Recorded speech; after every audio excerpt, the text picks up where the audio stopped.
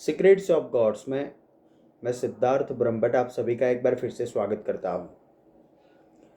इस वीडियो में आपको ये बताऊंगा कि अष्ट सिद्धियाँ क्या होती है और कौन कौन सी अष्ट सिद्धि है।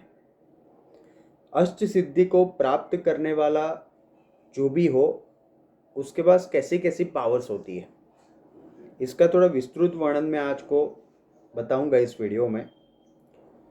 अष्ट सिद्धि, इनके नाम मैं आपको बता रहा हूँ। सबसे पहली सिद्धि है अणिमा सिद्धि, दूसरी है महिमा, तीसरी गरिमा, चौथी लधिमा, पांचवी प्राप्ति, छठी प्राणम्य, सातवीं ईशित्व और आखिरी आठवीं वशित्व।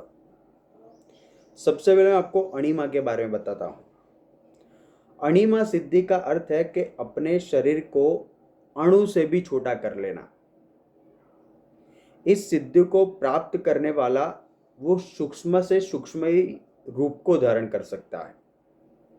वो कहीं भी आ जा सकता है और उसके आने जाने का भान किसी को भी नहीं रहता, यानी कि वो किसी को भी दिखाई नहीं देता, ना तो किसी के स्पर्श से वो महसूस होता है। इसे अणिमा सिद्धि कहते हैं। जैसे कि रामायण काल में हनुमान जी ने इसका प्रयोग किया था। श्री राम जी के आदेश पर जब हनुमान जी सीता माता को ढूंढने गए तब उन्होंने देखा कि सारी लंका राक्षसों से घिरी हुई है। इसलिए उन्होंने लंका में घुसने के लिए अणिमा सिद्धि का प्रयोग करते हुए अपने शरीर को बहुत ही छोटा आकार दे दिया था। हनुमान जी को कलयुग में अष्ट सिद्धि का दाता और अष्ट सिद्धि का देवता भी बताया गया है। दूसरी सिद्धि है महिमा। महिमा यानी कि अपने शरीर को असीमित रूप से बड़ा कर देना। जैसे कि समुद्र को पार करते समय जब वो लंका जा रहे थे हनुमान जी, तब सुरसा राक्षसी ने उनका रास्ता रोक लिया था। तब स्वयं हनुमान जी ने अपने शरीर को 100 योजन तक बड़ा विस्तृत बना दिया था।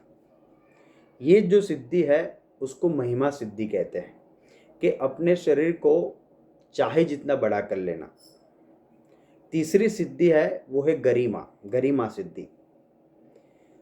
ये सिद्धि का अर्थ ऐसा होता है कि असीमित रूप से भारी हो जाना, अपने शरीर का भार इतना बढ़ा लेना कि इसको कोई उठा ना सके। इससे किसी भी प्रकार की विशालता भी प्राप्त की जा सकती थी। जैसे कि हनुमान जी ने इसका प्रयोग किया था, लेकिन उन्होंने रामायण काल में नहीं किया था, उन्होंने महाभारत काल में किया था। ये भीम के पास कहते हैं कि सहस्त्र हाथियों का बल था। कई जगह पे 100 हाथियों के बल का उल्लेख मिलता है। हनुमान जी ने जब भीम का घमंड तोड़ा था, रास्ते में जब वो लेट गए थे और भीम से अपनी पूंछ हटाने के लिए कहा था, तब उन्होंने इस सिद्धि का प्रयोग किया था, गरिमा सिद्धि का, जिससे भीम का घमंड चूर चूर हो गया था। अगली सिद्धि है लधिमा सिद्धि। लधिमा सिद्धि का अर्थ है कि अपने आप को भार रहित बना देना, कि आपका कोई भार ही नहीं है। भार रहित हो जाना उसको लधिमा सिद्धि कहते हैं। इस सिद्धि से स्वयं का भार हवा से भी या तो हवा जितना हल्का कर सकते हैं और कहीं पे भी आ जा सकते हैं। पल भर में कहीं भी आप जा सकते हैं, कहीं भी आ सकते हैं। इस सिद्धि को लधिमा सिद्धि कहते हैं। अगली सिद्धि है वो है प्राप्ति। प्राप्ति सिद्धि का अर्थ है कि किसी भी स्थान पे इच्छानुसार पहुंच जाना और सभी वस्तुओं को प्राप्त कर लेना। इस सिद्धि को प्राप्त करने वाला व्यक्ति संसार की किसी भी वस्तु को अपने इच्छानुसार प्राप्त कर सकता है और वो पशु पक्षियों की भाषा भी सुन सकता है और उसको समझ सकता है और उस भाषा में बोल भी सकता है। इसके अलावा इस प्राप्ति सिद्धि से व्यक्ति आने वाले समय को भी देख सकता है। प्राप्ति सिद्धि से अर्थ है कि इच्छानुसार जो चाहे उसको प्राप्त कर लेना। अगली सिद्धि यानी कि छठी सिद्धि वो है प्राणम्य। प्राणम्य सिद्धि का अर्थ है कि जो भी इच्छा हो उसे प्राप्त कर लेना। इस सिद्धि के बल पर तीनों लोकों में कहीं भी कोई भी आ जा सकता है जिसके पास से सिद्धि प्राप्त हो।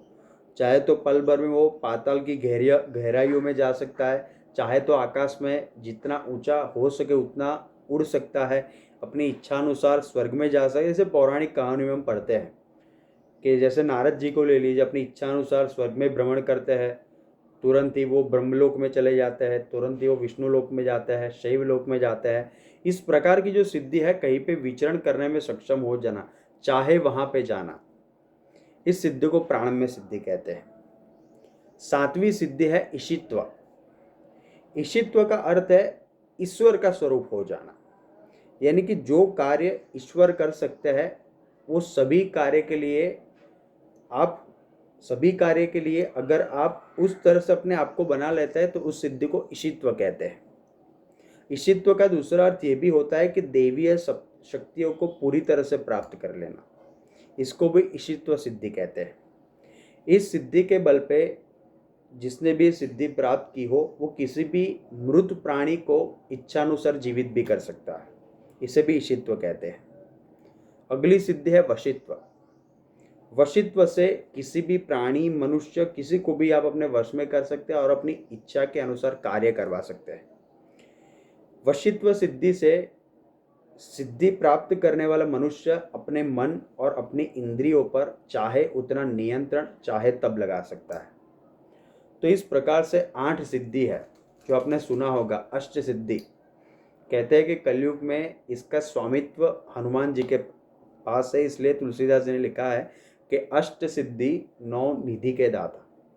धन्यवाद। आप हमारे चैनल पे सब्सक्राइब करें, अपने कमेंट्स दीजिए और बेल आइकन को आप जरूर प्रेस करें। Thank you so much.